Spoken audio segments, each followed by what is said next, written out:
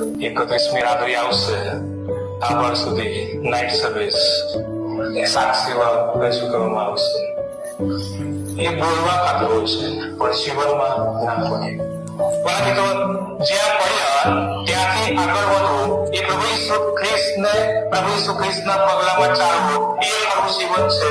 અને પછીથી એના પડ્યા પછી પણ જો પરિવર્તન સુધારો નથી આવતો તો બધું જ નકામું છે. બધું જ નકામું છે. બાઇબલ વાંચવાથી એ પૂરું થતું નથી.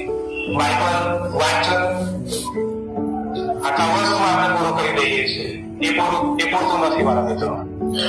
માથે સ્વાર્થ એ 5મો અધ્યાય 14મી કલમ કહે છે કે તમે જગતનું અજવાળું છો.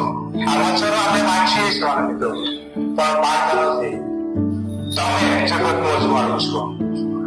ઈસુ એ વિશ્વાસીઓને કહે છે કે તમે જગતનું અજવાળું છો. જગતના અજવાળા તરીકે સરખામણી કરવામાં આવી છે, સરખાવવામાં આવ્યું છે.